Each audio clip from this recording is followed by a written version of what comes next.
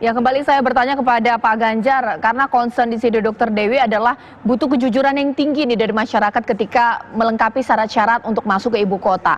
Nah, untuk konteks Jawa Tengah, Pak Ganjar seperti apa? Karena banyak kasus bahwa puskesmas atau juga rumah sakit di daerah saja sampai ada yang tutup karena khawatir bahwa ini kejujuran dari masyarakat ini agak sedikit rendah sehingga mereka pun takut terpapar. Bagaimana Pak Ganjar?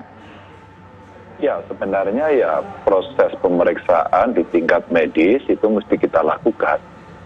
Insya Allah sih kalau Jawa Tengah tidak ada yang tutup ya, maka penting untuk bertanya.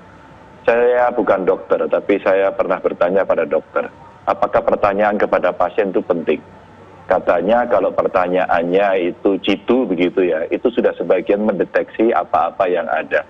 Itu untuk mendeteksi gejala dari wawancara. Nah, selebihnya tentu dengan pemeriksaan-pemeriksaan menggunakan peralatan.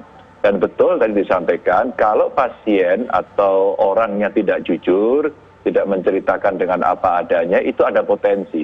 Dan itu bukan tidak pernah kejadian loh ya. Di Jawa Tengah pernah kejadian dan di Rumah Sakit Karyadi pernah kejadian soal itu. Hanya karena data atau jawaban dari pertanyaan itu tidak lengkap, maka kemudian membuat outbreak begitu. Nah, yang seperti ini jangan sampai terjadi. Artinya begini, saya ingin katakan, kalau kemudian ada yang balik kemarin dari mudik, kami sudah menghitung risiko itu bahwa akan ada potensi penambahan. Ya, demikian juga kalau dari sini mau balik ke sana, itu pun juga akan ada potensi. Maka yang pulang balik ini mesti kita ambil satu catatan untuk kita mitigasi bahwa mereka ini adalah orang yang berisiko tinggi, begitu aja.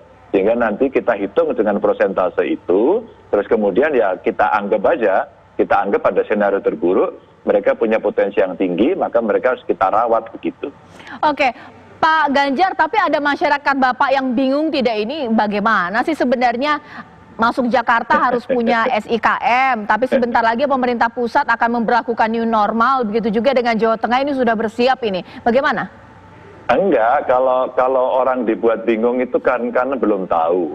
Maka sekarang waktunya sosialisasi.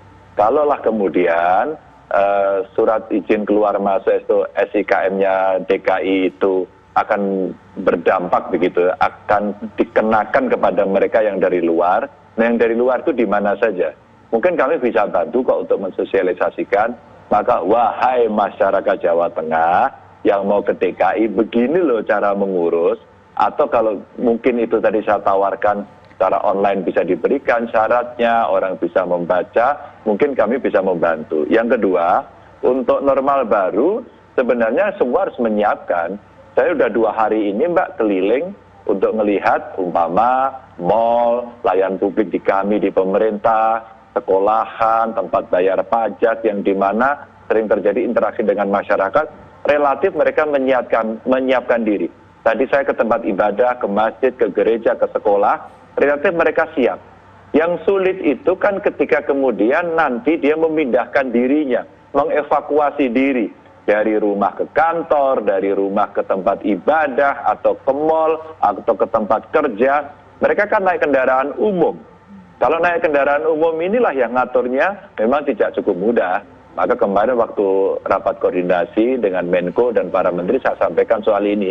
Saya kira rumus yang belum ketemu adalah mengatur sistem transportasi kita agar aman.